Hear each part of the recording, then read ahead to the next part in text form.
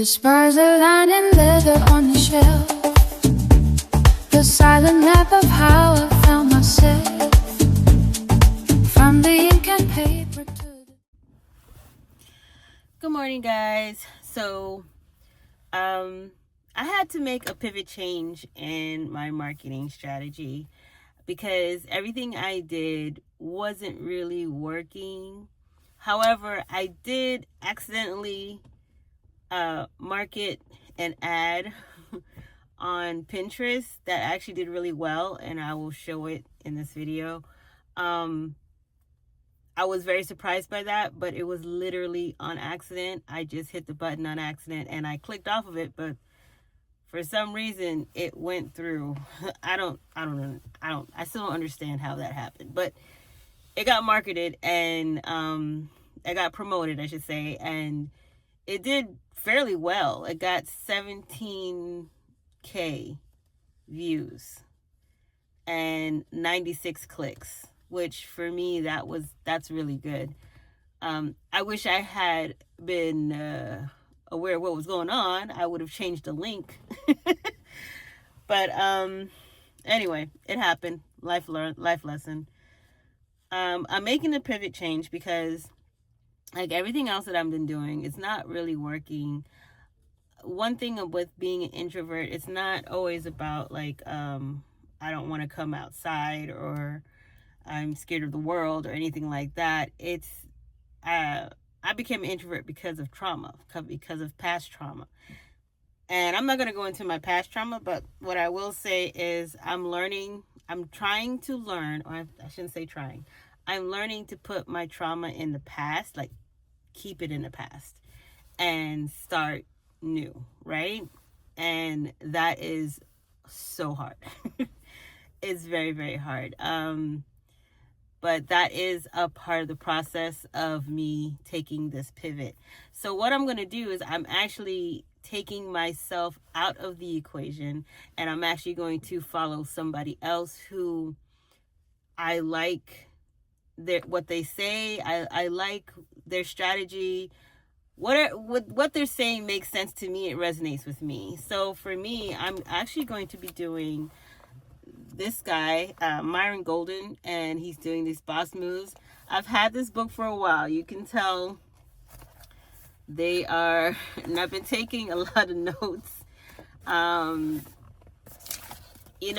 He talks about when he reads a book, he like really goes through it. And so I'm actually learning that from him, to like really analyze the book. Take your time and analyze the book. So it's not a fiction book, it's a nonfiction book, and take your time and read it and analyze it and highlight it, mark it up. Nobody's going to want this book probably after I'm done with it. But I really like what he's saying. So I'm going to be going through as I'm learning. I'm going to be sharing it as I'm learning and learning how to apply it, because another thing that I'm learning is trying to understand how to apply it for your situation. So I'm trying to think of a good example. Well, a really good example, I probably watched all of his YouTube videos. The one that hit me, and this is just so funny, is like I'm in pre-calculus now. Let me tell you, pre-calculus kicked my butt this semester, and it won. Okay, I lost. We decided that we are going to take a break from each other and try again next year because it destroyed me. Okay. But that's fine. The class I had before was statistics. We got into standard deviation, and I did well in that class, but in the beginning it was a rough start for me, which is how normally math class goes for me. It's very rough in the beginning, and then things start to click. With pre-calculus, it didn't click. But what I thought was the irony was one of the guys that this guy had on his show. I can't remember his name right now. I have to get his name and stuff. I think I want to get his book also. But he talks about scaling. And I never really deeply understood the term scaling. I know it sounds silly, but I didn't fully understand it. I get it. I get the concept. But I guess what I'm saying is I didn't understand how to apply it to me. So what I loved about this guy is he broke that down, like communication. He broke it down so simple. I wish he could have been one of my math professors. Like, he just, it became common sense. And he talked about, he said the problem that people are struggling so much in business, small businesses are struggling so much, is because they're competing in the median, meaning you're in the bell curve and you are competing with a lot of other people for this. We're all fighting for the same piece of cheese, basically, right? So he's saying to really scale your business to unbelievable heights, unbelievable for what you think could have happened.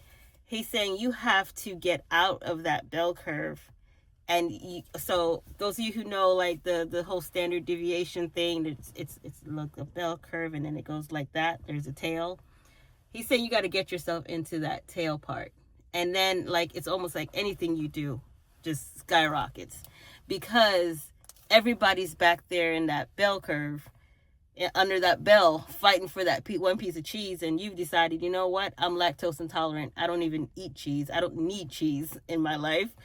And you moved your way out of that curve and into the tail part. And he says, once you get out of that tail part, that's when you really start making money. And the thing, well, that's when you start making like obscene amount of money. You're going to make money.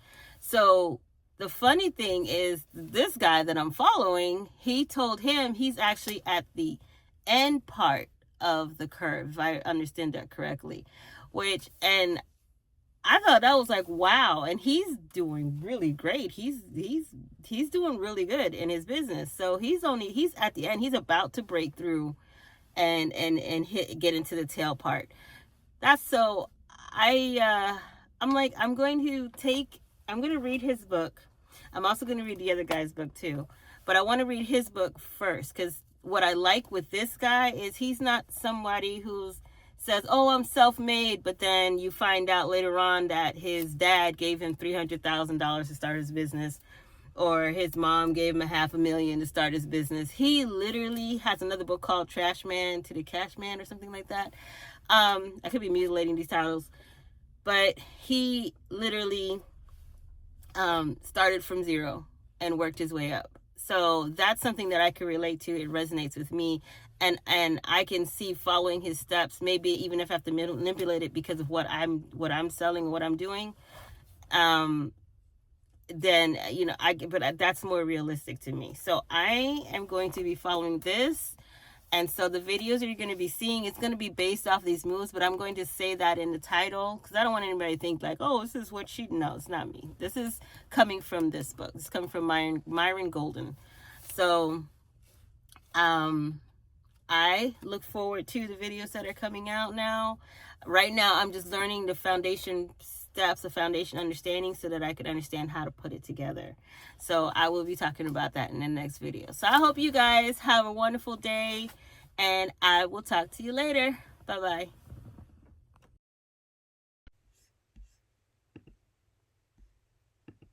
Are you okay? I finally got Seb down. I need to get you somewhere safe. We have to stand our ground, even when you think you are at your weakest. Don't forget, the breath of the Creator is still in your lungs.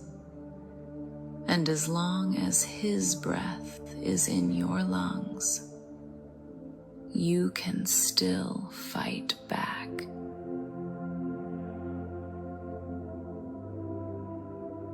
As long as there is breath in these lungs, I will fight back.